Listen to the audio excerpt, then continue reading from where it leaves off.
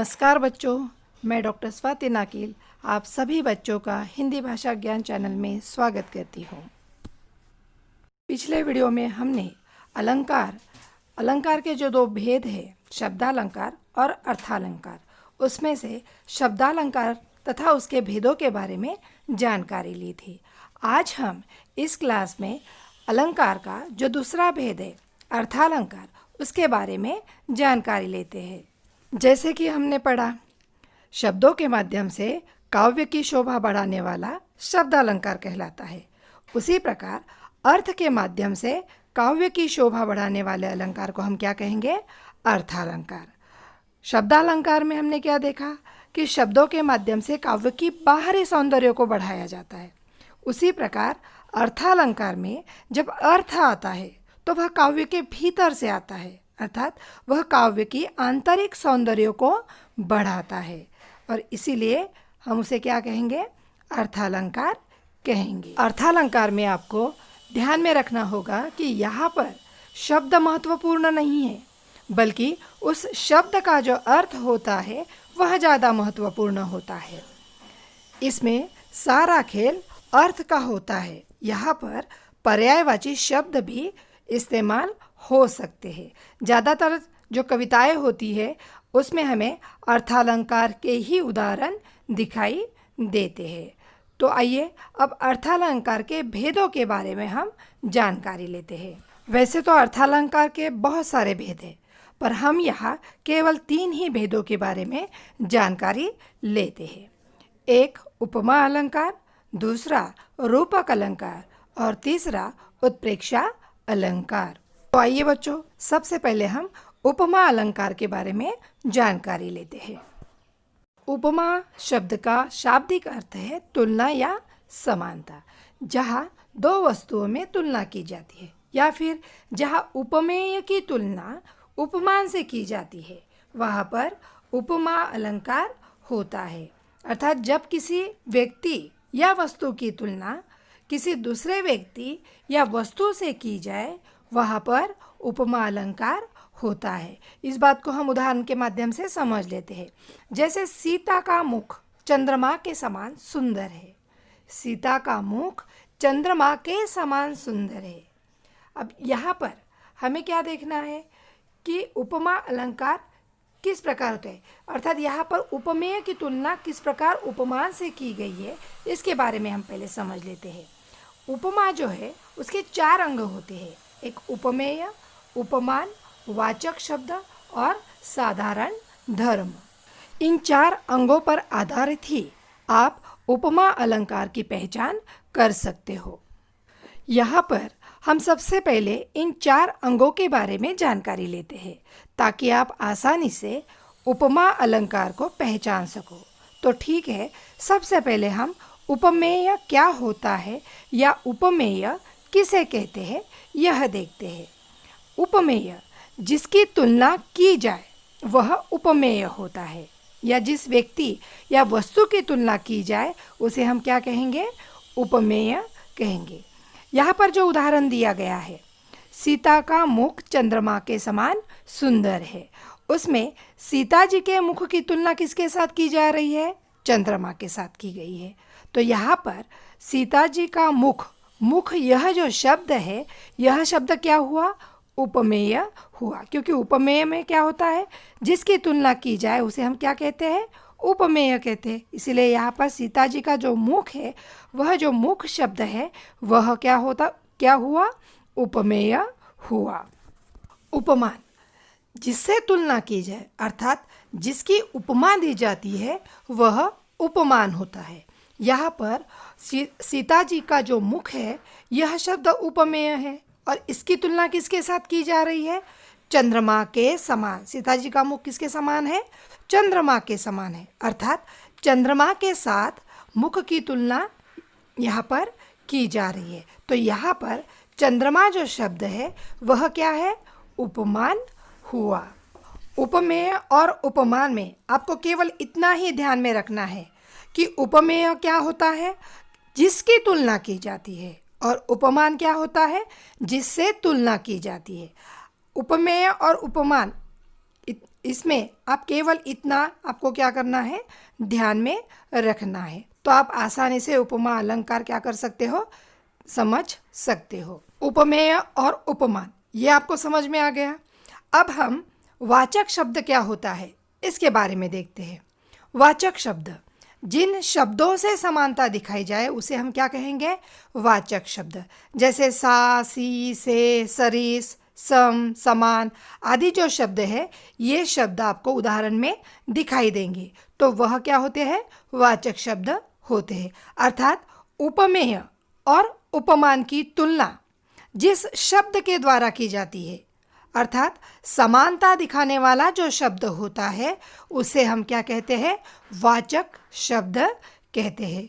क्योंकि इस उदाहरण में उपमेय और उपमान में, अर्थात सीता जी का मुख और चंद्रमा, ये जो शब्द है मुख और चंद्रमा, अर्थात उपमेय और उपमान में समानता प्रकट करने वाला शब्द कौन सा है यहाँ पर, के समान।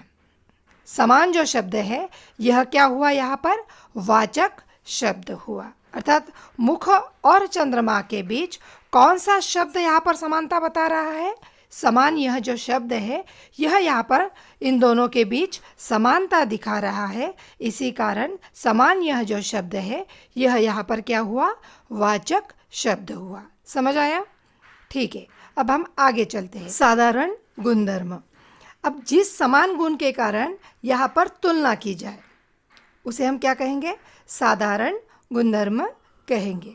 अर्थात उपमेय और उपमान की तुलना, उपमेय और उपमान की तुलना जिस उद्देश्य से की जाती है वह साधारण धर्म होता है। यहाँ पर दिया गया उदाहरण देखो, सीता जी का मुख चंद्रमा के समान सुंदर है। अर्थात यह मुख भी सुंदर है और चंद्रमा भी सुंदर है। अर्थात यहाँ पर उपमेय और उपमान में मुख और चंद्रमा, ये जो उपमेय और उपमान है, इन दोनों में समान गुण क्या है, सुंदरता। सुंदरता क्या है, इन दोनों में समान गुण है। तो यहाँ पर इस उदाहरण में सुंदर यह जो शब्द है यह क्या हुआ, साधारण धर्म हुआ। तो बच्चों, आपको उपमेय और उपमान क्या होता है, वाचक शब्द किसे कहेंगे, साधारण गुणधर्म किसे कहेंगे, ये सारी बातें आपको समझ में आई होगी, जिस आधार पर आप आसानी से उपमा अलंकार की पहचान कर सकते हो। बात को हम दूसरे और एक उदाहरण से समझ लेते हैं कि मेरा बेटा शेर जैसा है।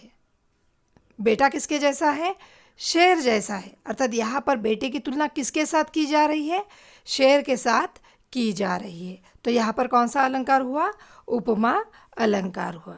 उपमा अलंकार में आपको केवल इतना ध्यान में रखना है कि किसी भी काव्य पंक्ति में यदि आपको सरिस, सम, सी, सा, से, समान आदि शब्द यदि दिखाई देते हैं तो वहाँ पर कौन सा अलंकार होता है, उपमा अलंकार होता है। आमतौर पर तुलना करने के लिए इसी शब्द का प्रयोग किया जाता है और एक आसान तरीका है उपमा अलंकार को पहचानने का। जब पंक्ति में आपको इस प्रकार के सा, सी, से, सम शब्द दिखाई दे तो आप वहाँ पर उपमा अलंकार लिख सकते हो। तो अब हम दूसरा अलंकार देखते हैं, रूपक अलंकार। रूपक अलंकार में जब उपमेय में उपमान का अभेद आरोप किया जाता है, अर्थात जहाँ पर उपमेय और उपमान के बीच के भेद को समाप्त करके उसे एक कर दिया जाता है, वहाँ पर रूपक अलंकार होता है। अर्थात उपमेय और उपमान दोनों को एक ही मान लिया जाता है, वहाँ पर क्या होगा, रूपक अलंकार होता है। तो बच्चों, इस बात को हम उदाहरण के माध्यम से समझ लेते हैं। सीता जी का मुख चंद्रमा है। यहाँ पर सीता जी का मुख चंद्रमा के समान नहीं है, बल्कि मुख ही क्या है, चंद्रमा है। यदि सीता जी के मुख की समानता चंद्रमा के साथ की जाती तो वहाँ उपमा अलंकार है, लेकिन यहाँ पर मुख को ही क्या माना है, चंद्रमा माना गया है। तो यहाँ पर कौन सा अलंकार हुआ, रूपक अलंकार। दूसरा और एक उदाहरण हम देखते हैं, मेरा बेटा शेर है। शेर के जैसा नहीं है, मेरा बेटा शेर है। अर्थात बेटा ही क्या है, शेर है। इसलिए यहाँ पर कौन सा अलंकार हुआ? रूपक अलंकार हुआ। रूपक अलंकार में वाचक शब्द नहीं होता। यहाँ पर इस बात को ध्यान में रखना होगा कि उपमा अलंकार में समानता की बात की जाती है, मगर रूपक अलंकार में समानता की बात नहीं आती।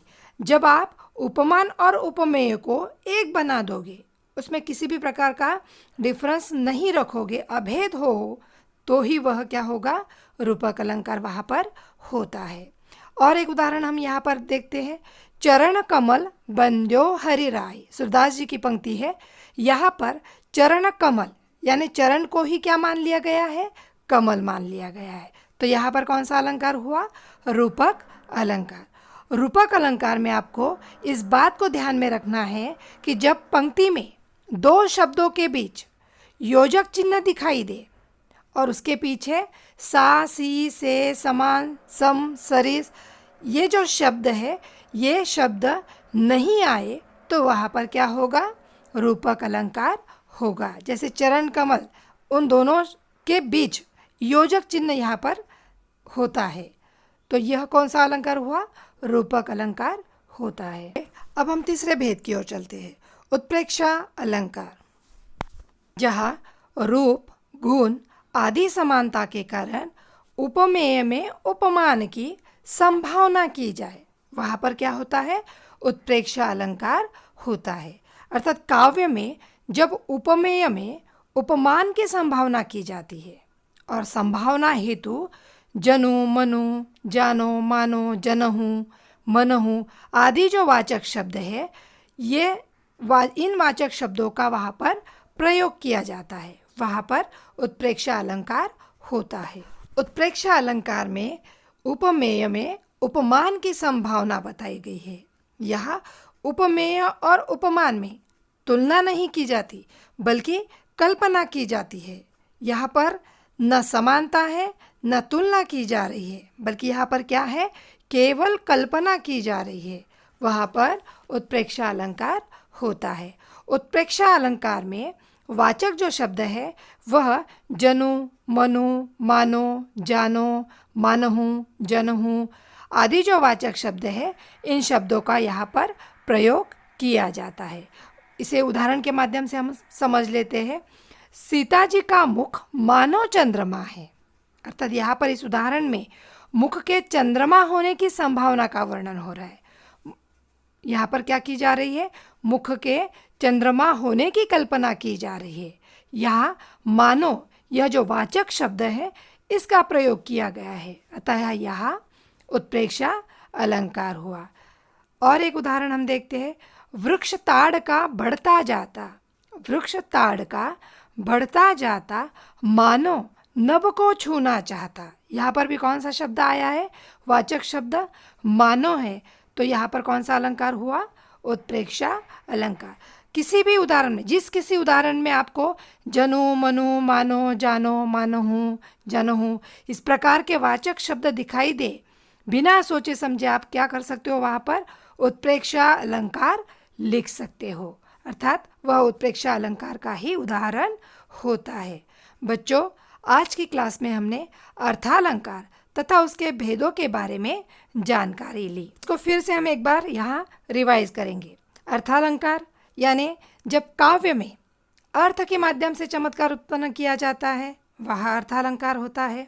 अर्थालंकार के 3 भेद हैं, रूपक, उपमा, उत्प्रेक्षा। उपमा अलंकार में क्या है? समानता, तुलना की जाती है। यहाँ पर वाचक जो शब्द है वह सी, सा, से, सम, समान, सरिस इस प्रकार के वाचक शब्दों का प्रयोग किया जाता है।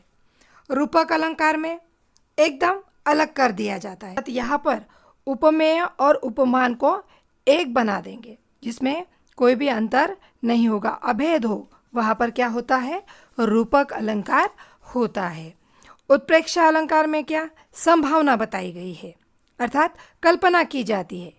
यहाँ पर आपको ध्यान में रखना है कि उत्प्रेक्षा में केवल कल्पना की गई है और यहाँ वाचक शब्द है मानो, जानो, जनु, मनु, जनहु, मनहु आदि शब्द यहाँ पर आते हैं, तो वहाँ पर कौन सा अलंकार होता है? उत्प्रेक्षा अलंकार होता है। हमने अर्थालंकार के भेदों के जो उदाहरण यहाँ पर देखे, उसी प्रकार के उदाहरणों को आपको अपनी पाठ्य पुस्तक की काव्य रचनाओं में से ढूंढना है, ताकि आप इन अलंकारों को और अच्छी तरह से समझ सकते हो। तो बच्चों, आशा करती हूँ आपको यह टॉपिक समझ में आया होगा। आज के लिए बस इतना ही। अगली क्लास में हम रसों के भेद इसके बारे में जानकारी लेंगे। अगर आपको यह वीडियो अच्छा लगे तो अवश्य इसे लाइक करें और दोस्तों से शेयर करें। धन्यवाद।